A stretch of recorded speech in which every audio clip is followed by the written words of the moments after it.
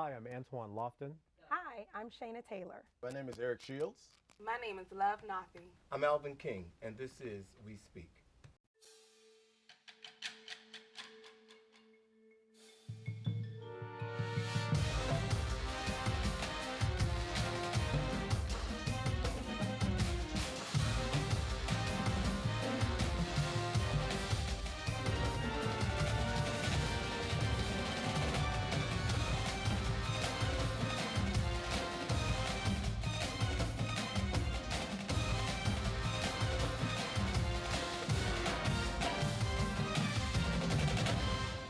Tonight, we're taking on some interesting questions that were published in the Social Q column of the New York Times and some other sources found by our producer. Here is a scenario that he would like to get all of your take on. Some of you may have heard this one. Recently, a mother of two had to cancel a wedding that she was attending of a close friend because she couldn't find a babysitter to watch her two children. Sometime after the wedding took place, the young mother received a bill for $75 from her friend for not showing up for the wedding. What do you think this was all about? It's about the fact that the woman probably paid $75 a plate, and she paid for this woman's food, and then she didn't show up. It's rude. It's rude because even if she tells her she's not coming, she could at least invite someone else. Was it rude on whose part? The person who sent the bill or the mother who? The mother who didn't show up. Who didn't show up. Yeah. Okay. Yeah, but she has kids, and if I think it's all about communication. So if she explained to the friend, hey, I can't show up for whatever purpose, it depends on what the friend's understanding is of the situation. Well, I don't think, and I don't think based on what. Seems like she didn't tell her. On the information that we have, we don't know if she contacted the friend. So there's a couple of loopholes to me that would weigh in on my opinion of that. Well, to add to that, when you receive a wedding invitation and you have to RSVP, you have to send it in advance. We do not know if at the last minute she changed her mind or she could not make it based upon her daycare or babysitting issues. But to go back to the fact that she charged a friend $75, I think that's a little classless. Yeah. When you plan a wedding, you have to understand some people will make it, some people will not make it. One thing that you may want to do is have a daycare or babysitter on site or on premise for those situations to happen. Nah. Well, I mean, you have to realize everybody's You know how not much gonna that's make got to it. cost? It's going to cost more than $75. Well, she's going to bill it to her, so it doesn't matter. If you notice in the news, they're doing that a lot. People are starting to do that for kids' birthday parties. You Like, mean hiring a kid? no, display? like charging, sending bills after the fact. Oh. For birthday parties, too. When you RSVP for a party and they're paying per head, that's almost like a common thing now. People don't give wedding gifts and stuff no more, too. So That's they're just probably true. like, let me It's just send you changing. this check. I still think it's a bit much to It's charge a tacky. person. It's tacky.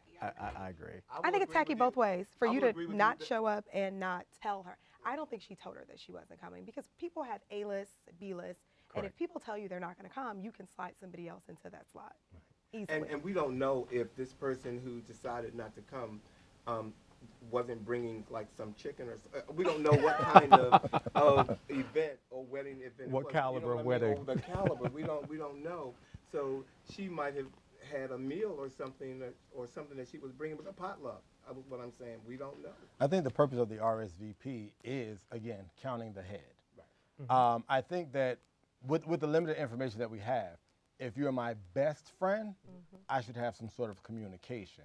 And again, if the wedding was, with the information that we have, if the wedding was executed properly, that invitation went out long enough for you to have secured a babysitter. I agree. Things happen last minute.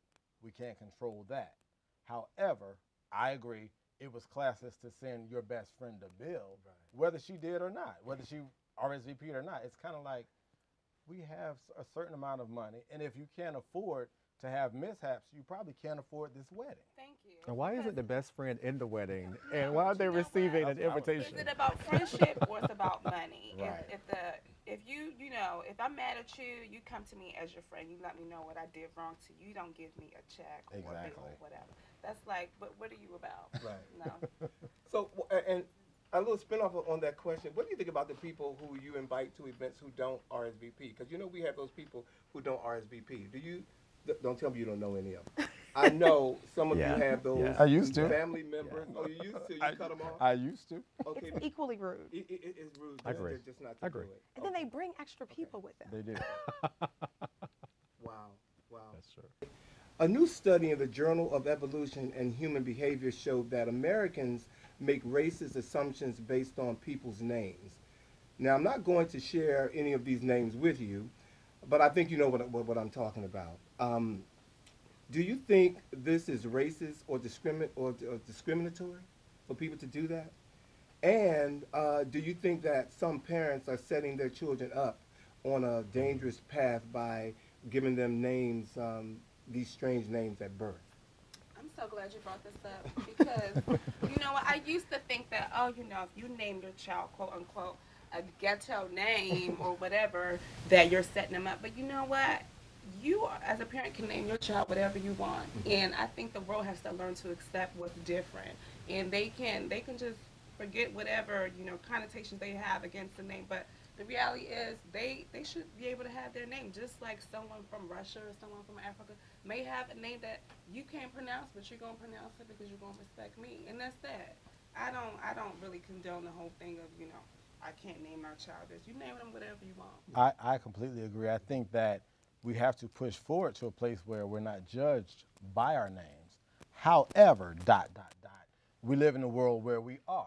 And so my thing is, if you name your child a exotic name, make sure you instill in that child to be the best possible. So there's no way you can deny me. No matter what my name is, when you look at my pedigree, you have no choice but to accept me for who I am. And I think we have to push forward.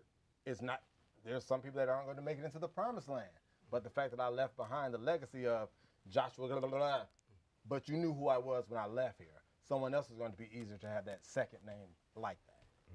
You can name that child whatever you choose. I'm not hiring them. I'll tell you this. I'm not hiring them. I am not. We had the discussion on a previous show about how I feel when I speak to people on the phone, if they sound a certain way. Definitely a name. If I have a stack of resumes and I'm looking through the names, definitely. I'm not even calling them in. That's me. We've already talked about me. But your name is not your choice, and it's your parents' choice. And I think that you should you should look at their resume and see what's on their resume. What are the accolades that they have? Because their name may have nothing to do with what they accomplished, like Eric said. Absolutely not. But when my clients and my customers call and they hear that name, it's going to send a connotation to them. And that's definitely not what I want to be reflective of my company. Well, I will say this. Again, when I was in the 7th grade, I was first introduced to Vietnamese children. And they have the names that they have. They're weird to us, but they're their names. And then they take on an American name to be more. So if we have to go by J because it's easier to pronounce, Absolutely. I will hire you because I may be passing up on, you took my company to the next millennium, but I didn't get that opportunity because I was too caught up on how many letters are in your name. Well, if when you introduce yourself as Jay, that's different than introducing yourself. No, I didn't by introduce the myself as Jay. whole la, la, la, la, la. My whole name is out there, but because it's easier for the clients to understand and easier for us to get along, we're not going to spend the whole morning on my name. So we'll shorten it to whatever. But to her point, being in a position where we're hiring and we're looking at people, prior to you ever having the opportunity to walk in the door, we need to see your name fact state 7 times before we ever respond or call you. So what she's stating is true. If she's read the name and it's hard for her to figure out what the name is, she may not call you in for the interview to give you a chance to explain your pedigree. I get it. I don't think it's right, though. It's not right. But and the It's question taking us is backwards. that discriminating? I think it is, Absolutely. definitely. I mean, but when you are hiring, it's a whole list of discriminatory factors that we all use when we hire. Because at the end of the day, you got to think about your company brand. Right. You got to think about your marketing strategy for your company, and anything and everything that you feel is going to deflect from that. It's got to go. But it's not about it being a name. It's about it being a black name. Because quite That's the truth. frankly, if it were some person from, you know, China whose name was, you know, something very long that I couldn't pronounce, you would learn how to pronounce it because if they had the appropriate skill set.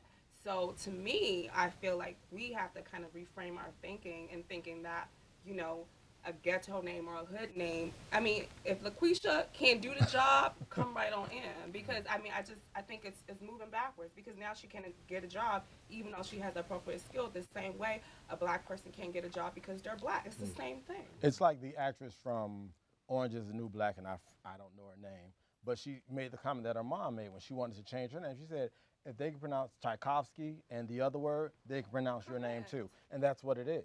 And what's her name? I have no idea. You know what? My And name no is one's But no, gonna no. hire her. Had I, Globes, right? yeah, and I would did. know and it. people still don't know her. And they don't know And her. people still don't If know I her. watched the show, I would know her name. Right. That's all I'm So she saying. doesn't have name Difficult recognition. I grew up with a difficult name, so I know the struggle of a difficult name. But you know what? I said people at my job gonna have to just start pronouncing my name because That's I don't it. work this hard. Right. So you're not gonna just be, you know, can I call? No, you can't. You're And I'm gonna not do even that. just thinking black names. Like if I saw Lucifer come across on a resume, not hiring Lucifer either. I'm just not doing it. I mean, it's just And I, we know black people are not calling their kids Lucifer. right. That's what I'm saying. For me, it's not a black and name. Okay, well, some resumes will say Jesus, which is spelled Jesus. Right. Could be the same thing. Well, I don't have a problem with Jesus. But I'm all for Jesus. Lucifer, no. Lucifer can't work for me. And again, Lucifer it's can't it's work. discriminatory, and I think depending on who you are and how comfortable you are, because I'm trying to move to the next step in whatever case that may be. And again, someone stood in the gap for me and did certain things for me to be where I am right now. So I want to be that person for the next generation. That's just me. And as far as like the company brand, I don't care what you think of my employees' names. I want my company to be number one in whatever it is I'm doing. And so at the bottom line, when you say, oh, they have so-and-so and so-and-so over there, but man, they're amazing. They handle my business like nobody else. That's what it just me. comes down to because there are these names in the corporate world. I see them all the time. So there's no excuse. If you get on the phone and you talk with regular customer service voice and you're not inappropriate, then we have no issues with your name. I have to admit, yeah, I have seen a couple of those names in the corporate world that I sometimes look at and go, wow. And I have said to myself, you made it. You made it. But we actually always say made it we through. never talk Made about it. 10%ers. We're never Right. talking about the 10 out of 100 that actually make it work, and then the other 90 that may or may not. Well, It's very rare. You know, it's very rare. It's very I'll rare. say this. It's kind of like in the beginning to see someone with locks in the workplace. Now you see them all over. Somebody has to start the ball rolling. That's just me. And now, as a person who has been in the military, no locks are allowed in the military, but now the Marines allow locks. So you have to just you got to move forward, and every step you take is a step for people to really become accepting of things that really should be accepting. Well, I guess what's in a name, right? Okay, there's a lot in the name. The YouTube effect. Have any of you heard of this? Basically, for police officers, this is their fear of being caught on camera. Some police personnel may be discouraged from doing their jobs in a manner that might be seen as overly aggressive. They don't want to be the next person in a uniform featured in a career-ending viral video. YouTube effect have left police under siege, law enforcement leaders say. Do you really think that this is something that they think about? They're out there doing their job. Do you think, are they thinking about being on camera? I don't think it's the YouTube effect or whatever. If you do your job the way you're supposed to do your job, you don't have to worry about somebody seeing you or not seeing you. You do the job to the best of the ability. Now, I think there is a problem with policing, period, and how it's done across the board. Again, I'm a little bit older. I was taught, the police are officer friendly. And even with this shooting or drawing your gun, when you do draw your gun, you shoot to wound. You don't shoot to kill. I should be able to have a conversation with the police, and it's about respect. If I talk to you, if you come to me in a certain way, I'm going to return that. And so I don't think it's about the policing. I believe it's just if you're a road cop, then you're concerned. If you're doing what you're supposed to be doing according to the law, you have no problem being videotaped. Well, I'm not a policeman, but, first of all, I think they have one of the hardest jobs in the whole world, to be honest with you. But I would be concerned who's filming me because they're dealing with a whole bunch of different scenarios at different times.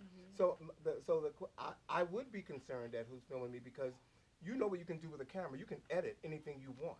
And so I'm not advocating some of the concerns that people have and the things that policemen have done, but I would be concerned when I'm arresting someone or stopping someone, am I being filmed right now? I would, yeah, even if I'm doing my job.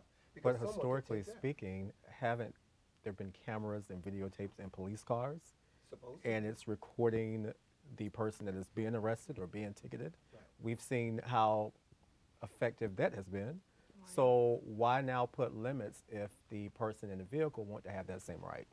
Yeah, I think now it's about the person on the other side controlling the transparency, and it's all about the lens through which you view things. So I think before, you know, we're watching it from the police's perspective, they'll show whatever, but now it's kind of raw footage that people who sometimes aren't even involved in the incident are capturing. And now it's like, you know, it's just the real thing. So I think that's the power in social media, but then again, it's just kind of revealing a bigger problem that we have to face. And I have to say, to Alvin's point, you said I have to be worried about the editing and this and the other.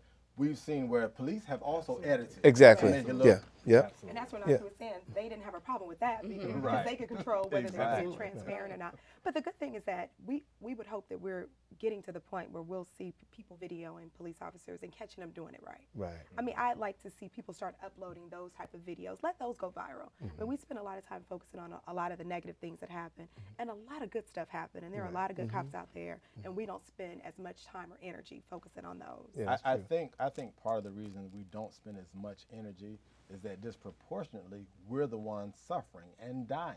And had it been across the board the same thing, you arrest everybody the same way, you approach everybody the same way, then it would be different. I don't understand how innocent people are killed. Are you looking for fairness in America for black people? No. I'm just saying as far as the videotape, because again, it comes across as, here it is, you see me waving the gun, you've seen these dead bodies, and I get to talk you down and take you to jail.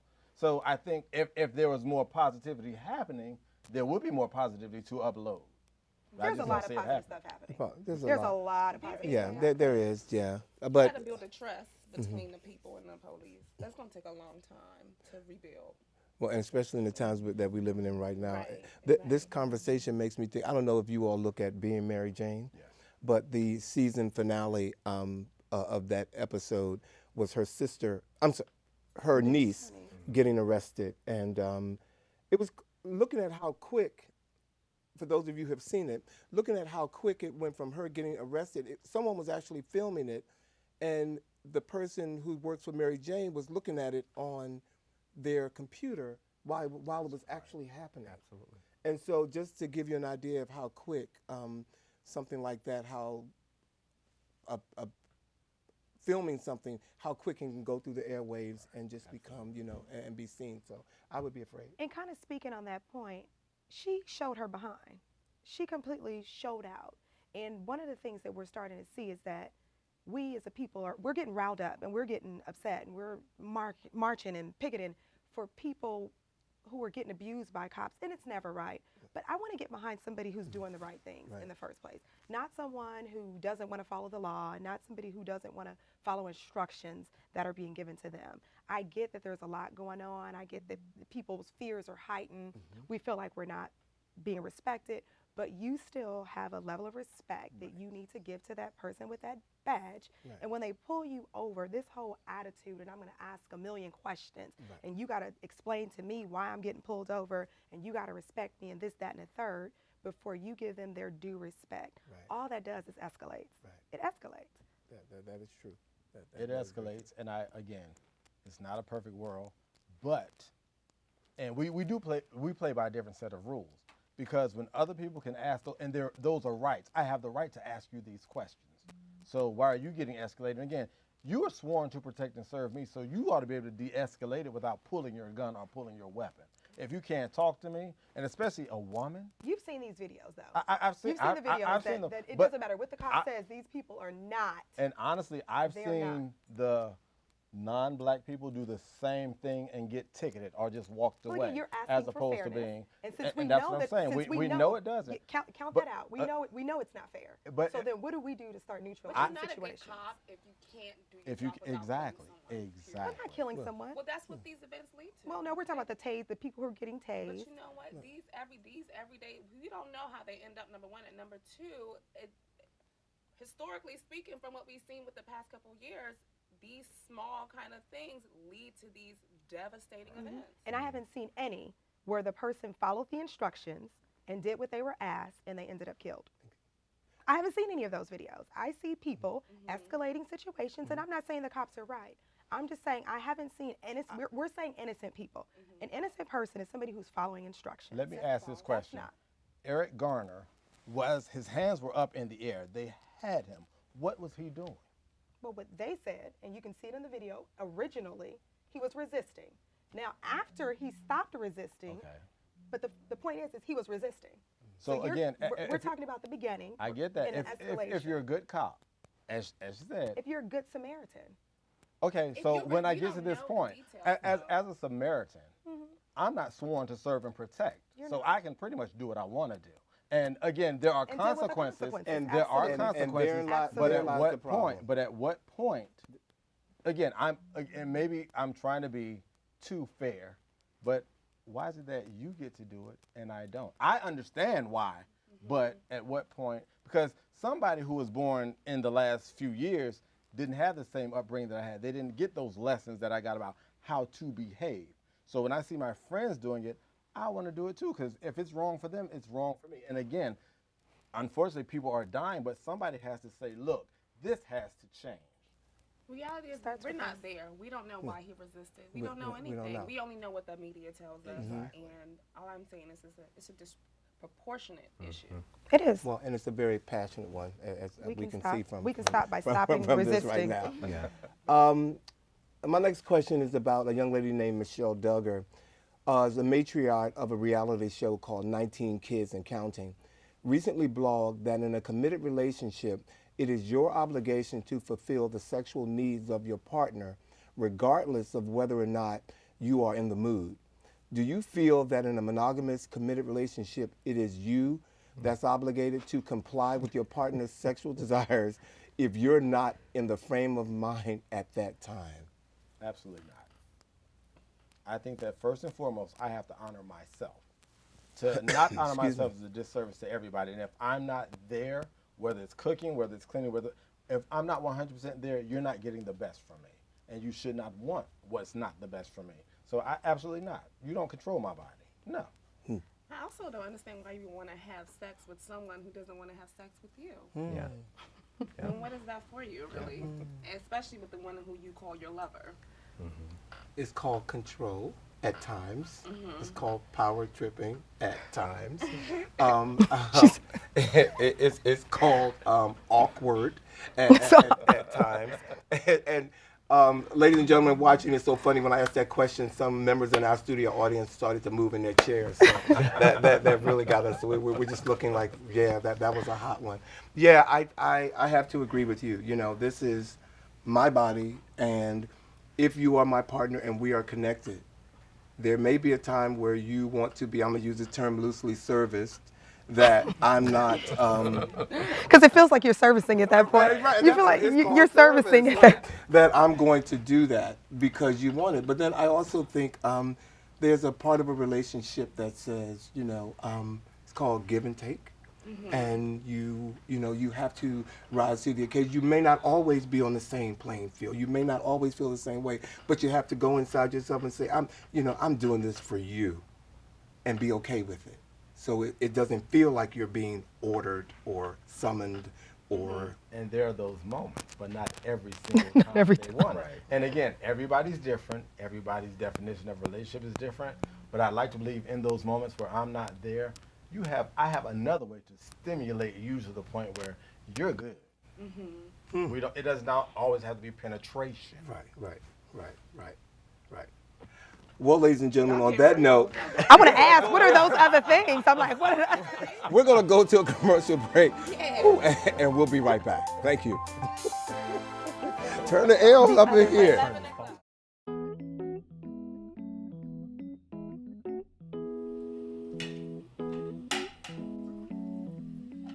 I just washed that.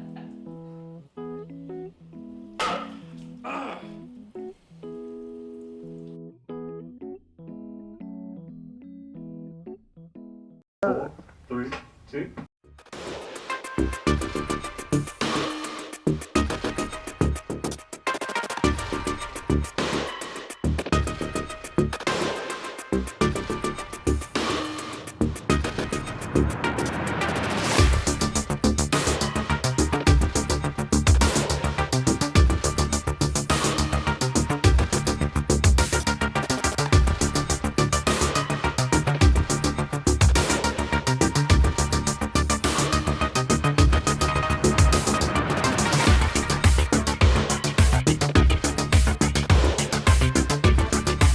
Hi, I'm Alvin King, and this is We Speak.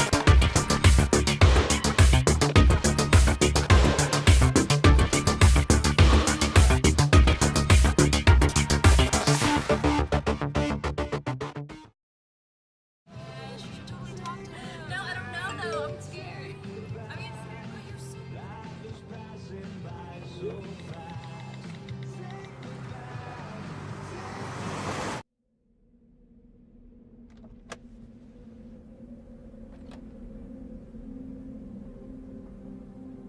Do you know that you're in my lane? No, not at all. Are you not paying attention? Are you texting? I was just checking in with my mom. I was telling her that I thought we'd be home by 6. It's okay. There's enough time. Just pay attention. I'm not even halfway through my text. There's no way. I'm not even going to look up. My babies are in the car. You have to pay attention. It's just supposed to be a quick text. I'm so sorry.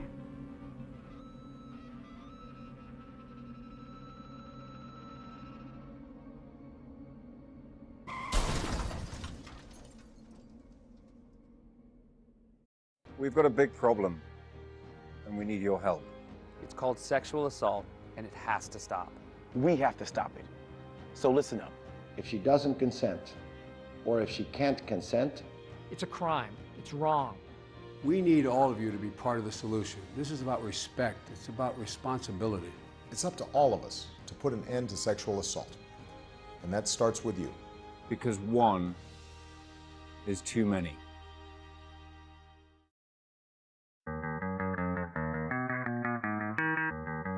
That's why y'all didn't have That's what they put us on because they talk about penetration. What are those other things? Again, for me, That's what it it's goes. more of the You are professional. bad. You good, huh? You good. I look into your eyes and just rub your feet, and you're there. Oh, there. I'm just saying, you're there. I did. I was with you, but then I was like, Right. You know what? All of a sudden, I'm sorry. Wow. Oh, Tony, I'm sorry. Lay in the clap. Lofton, you're just such the gentleman Air's that I fine. know and love. No, air's fine. My southern No, I'm kidding. upbringing No, does yeah, not allow me to talk about my southern because we upbringing have doesn't allow me to talk about sex on camera. Oh, Lofton said, I am not offering. Three, two. Welcome back, ladies and gentlemen. We're coming back from a very hot topic.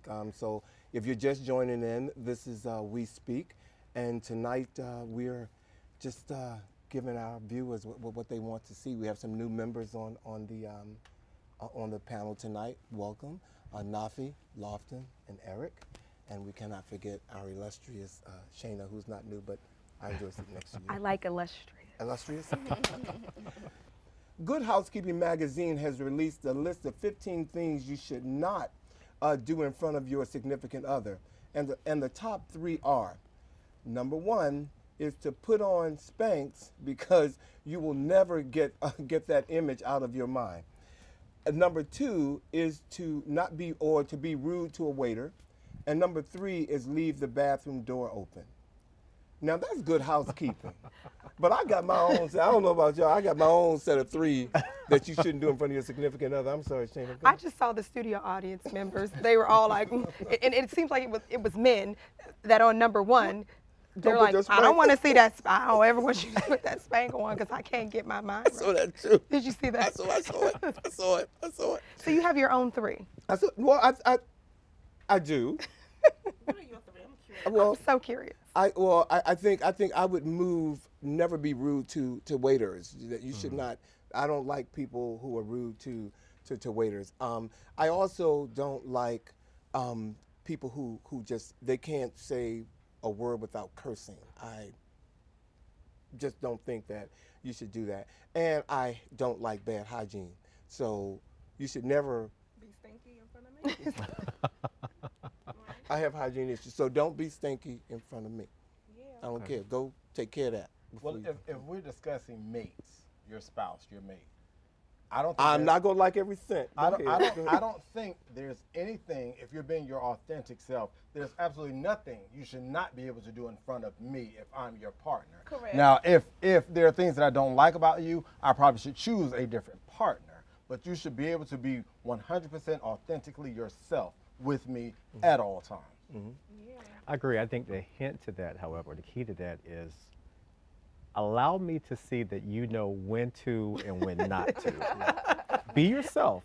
But turn it on and but turn it off allow me to see that you know when to act a certain way and when you know not to act a certain way. A good example of that. If you're in a relationship with someone and you're at home and I know you have a cold and you're blowing your nose and I'm trying to eat my dinner, I get it. We're at home in the privacy of our house. You're in a restaurant and we're eating dinner and your nose is running. Allow me to know that you have common sense to excuse yourself from the table to go to the restroom. Same scenario, but you've shown me that you know when to get up and excuse yourself and when not to. I hope I know that before we get to that point. Right. I really do. You need to know social cues. I hope I know that before we get to that point. Yeah, and understand that sometimes you have to kind of maintain your illusion of attraction to your partner. I agree. Right? And I agree. you always farting and, pooping and leaving it out. Like, that's not cute. Did you say pooping and leaving it out? Yeah, flush the toilet, close the door. I don't want to see that all the time. But there are some people who they will use the restroom while their mate is brushing their teeth and having a full conversation. I have no problem walking in the bathroom and brushing my teeth while somebody's on the bowl. And I don't have a problem if I'm on the bowl, somebody comes. If you we do every doggone thing else together. I don't want to smell that while I'm I think there's brushing my teeth. levels to this question. How long have you been with this with person? the person, right? Because somebody you just meeting and you've been with them for like 6 months, even though the novelty hasn't worn off, there's still some things I don't want to see you doing. I get that, but there are some things, for instance, with the gas thing. There are some people who can do it and it's a bad odor, and there are some people who will drive everything within 10-mile radius away. That's another well, you never know which one it's going to be. Let me see. It's like, I'm going to sneak one out real quick, and then it's that other one. My gas meter's on. Which one? Right. Come on, ready. You know when you got that daily phone, you don't have no business blowing it. Like, babe, don't do that. You've never had one sneak out? Like, you're like, oh, this is an easy one. Oh, this is going to be an easy, quiet one. Like, you're on a plane, and you're like, oh, it's an easy one. And you're like, oh, it's going to be all right. And then next thing you know, it wasn't. And you're like, oh. And you got your headphones on. And I can't. And think about the question. It just as that you shouldn't do in front of them. It's not that you have to like it. People are going to do what they're going to do. But then there's a certain time and place, as I think Lofton was alluding to, that you get to, where you go, okay, this is acceptable and this is unacceptable. Yeah, I'm not saying you need to break up or go get a divorce because they did one of those. Somebody come in my room smelling. I'm not going to get a divorce. I'm just saying, just know that doesn't work for me, and I think we're all good.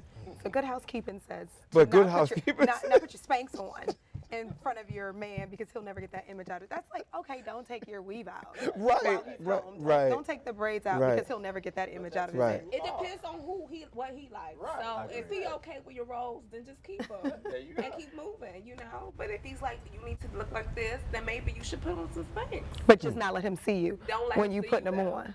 Right. Okay. Well, he's gonna see you with them off. Okay. So that should be a worse visual. That should be a worse visual. Accept the truth. Both, right. I agree. He needs to be able to accept. Another question that Social Q asked is, at what time in the morning can you start calling someone at home?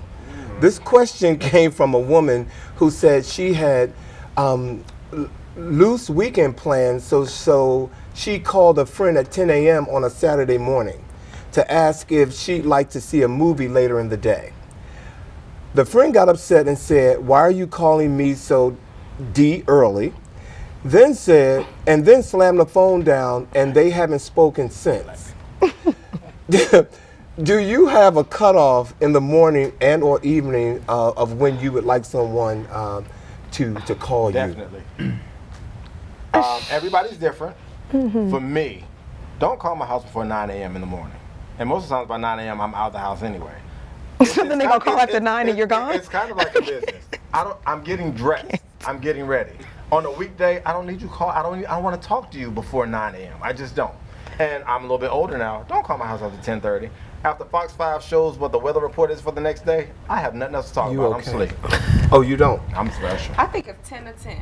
I think this lady's a little bit outrageous. I mean, On a Saturday. you sleeping. I mean, yeah, you want to sleep in, but everybody else is up, so I don't understand what the issue is. Everybody else But is up. anyways, I think 10 to 10 is a reasonable time, but like you said, everybody else is different. And honestly, like, you know, she called, just don't answer the phone. Right.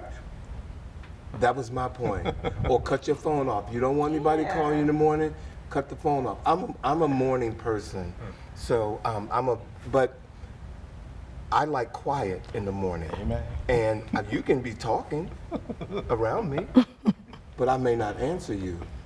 And at work, my other place of employment, you know, it's after I get there and I get settled that I really want to talk to people. But calling me, like you said, cut the phone off. You don't like people calling you in the morning, cut your phone off. That's the only advice I can pretty much give you. For me, there's also this thing, and I'm big on it. We really do teach people how to treat us. Absolutely. And if you know I don't Manage like your it, people. don't do it. I'm going to tell you, and I'm not going to go off on you because I can't hold you accountable for what you don't know. But once I've had this discussion with you a few times, you get it. I don't get calls after 10:30 unless it's important. Well, I'm not like putting anyone on blast here, but Put 'em on one blast, put 'em person on up blast. here has at least 1,500 Facebook members, okay, that follows them. And did you tell all them people? Would you tell all those people not to call you in the morning? How would you? Would you just send a note out right now, or what? How We'll would let the you- person with the 15,000. Oh, we're not putting them on 1,500. blast. You gotta put them on 15,000. blast. Well, I have Because I know you I am popular. not a morning person. However, you can reach me anytime at night, up until 2, 3 o'clock in the morning, and I will answer my call, or your call. Now, around 6, 7 a.m., I'm not taking calls, but I would not be upset if you called me. That's what a text message is for, and that's what a voicemail is. And I always tell people, you can call me 24 hours a day. I reserve the right when I answer that call or when I respond to it. Right. But to pick up the phone and cuss another person, I could just turn my phone off. You know, and especially when we live in a time where most people don't have house phones anymore. It's a They cell phone. So it's a quick button. Easy to just turn off. Turn the phone off. Sleep. Well, I think if you call Do not disturb. I think if you call somebody, I used to have a model that if you call me that early in the morning, somebody must be dead. And that's my point. You know, say, it must be a death in the family. Well, you have to know your friends. And for some people, 9 in the morning or 10 in the morning on a Saturday is not early. 10, I'm already gone. You done got a workout in. You done went back to sleep. You're ready for brunch. You know your friends. And You know who to call and who you there can't are those call. people who, in their minds, and it may be their reality, they work hard. So Saturday is my only real day to rest because I have church on Sunday. I want to rest on my Saturday. Just because you're up, done watched the car, done went to the gym, that's not where I am. So respect where I am. Send me a text. I'd like for you to go to the movies with me tonight. And when I wake up, I can check it and get back to you. But what I found, real quick, what I found is a lot of people who call at those hours that I'm not a fan of usually never had anything to talk about anyway. So why are you calling? Just calling. You could have texted me. Just pick up the phone and call I was just calling to say, hey, really, while you hear me, you hear I'm asleep. You just call, what you doing? You know, they're calling you up. Yeah. Well, now I am. Right. Well, it seems like our producer, I don't know where he's been in his head, but we got another question that pertains to sex.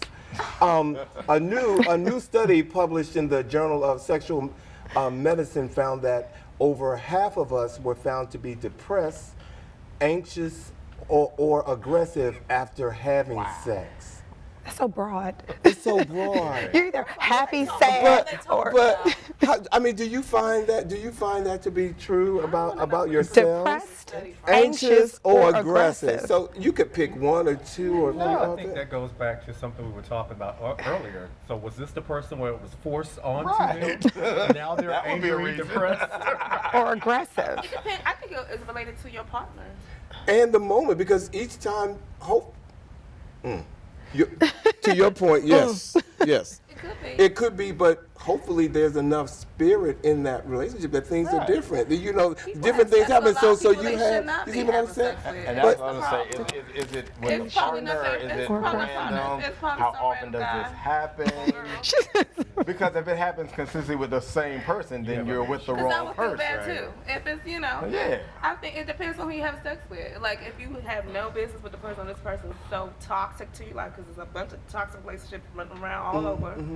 Of course you're going to feel depressed or whatever afterwards. But you do it the one time and you don't go back there. And some people just keep going back, and that's like a depressed. Well, is it maybe because a lot of people are having sex for not the right reasons?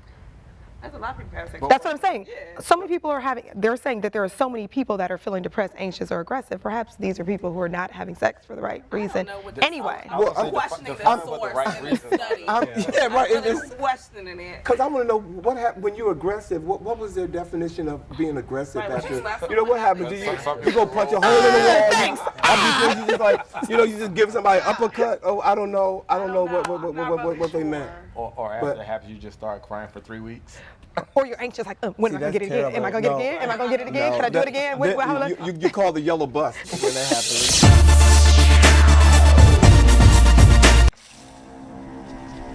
When some people struggle with their mortgage payments, they become frozen, petrified. Not knowing what to do, they do nothing. But the people who take action are far more likely to get the most positive outcome. Making home affordable is a free government program.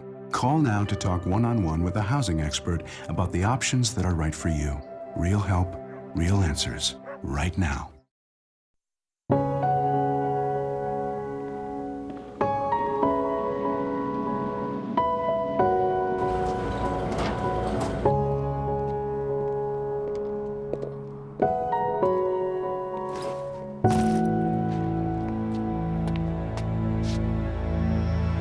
Welcome home, man.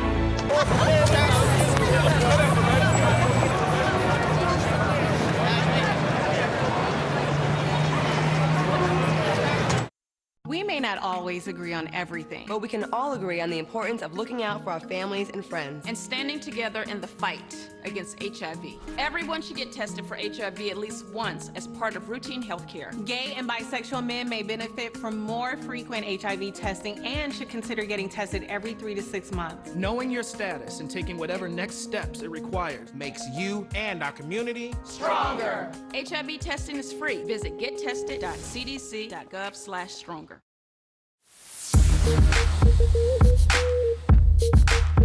We're going to switch gears and talk about politics for a minute. I like talking about sex. What do you... Okay, go ahead. Politics then. Politics. Political sex? Political sex. It happens. What do you personally need this crop of presidential candidates to say or do to get your vote? They're going to do something. Because for me, ain't none of them striking a chord. For me, I think there needs to be, it's not so much of what they say, it's what they do. And I guess I would like to hear that they actually have a common grasp of civics. Because a lot of them just say stuff, and this is not based in fact, it's not based on history, it's not based on politics.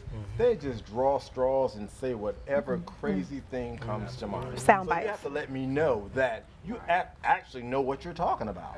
And I don't see that at all. And I think people forget that a president is intended to be a leader. And I really have no sense that they're looking at ways to unite the American people. Like, I don't get that sense at all. I still feel like whatever president comes about, things are still going to be very fragmented, and just we need to have something to come together. And not even just unite the American people. It's like they're the brand for the United States, so they have to go out and be the face for the world to see. I don't trust any of them at this point. I don't, but I have to admit, I don't know, because he reminds me of a cartoon character, but Bernie Sanders, I find myself looking at him going, first of all, I don't want no older person. That's ageism. Okay, I don't want an older person. Or a person of a certain age that we think may not make it. For him, for Bernie. But I'm looking at Bernie Sanders, and I think the other night I just found him something about him I liked. Now, I wouldn't vote for him, but something about him appealed to me, and I don't know what it is, but I don't want an older person leading this country. It's about what you have to offer. Yeah. No one has given me anything that they're offering. I just don't see what they have to offer. Yeah. And I think the thing is, again, this is the United States of America. There's a whole bunch of diversity. No one person can cater to everybody's needs, but you have to find out what's best for the country as a whole. I think a lot of politicians go into it thinking, I'm going to do this, and this. And then once they get and see all the red tape and all this, they realize, wait a minute, let me just go ahead and collect this check. Well, you know what? It wasn't designed for the president to have that amount of power. That's not the way it was designed. But It's a democracy. It was designed for the president to have a vision. And nobody has a vision. Right. That's the problem. Of the candidates who are running. Yeah, I don't really see a clear vision of where they're trying to take America. I do. Well, Donald Trump is very good, but he's still a scattered mess. It seems to me like they're not concerned about the United States as a whole. They're concerned about the people with money. Yeah. It's not even as much about racism as it is about classism. If you can't afford this, and this, we really don't have any purpose for it. Or at least a particular group that they are looking to have support them. Right. For some people, it's people with money. For some people, it's, I don't know who, business owners, small business owners. But it seems like they all have their own private agendas, and that's who they're targeting. Right. Well, come March, we're going to see. Ladies and gentlemen, this brings our show to a close. Thank you so much for being here this evening. Thank you to our viewers and our studio audience that have come out to see us this evening. We're going to close tonight, and as always, we thank you for watching and ask that you join us again when next we speak. Have a good night.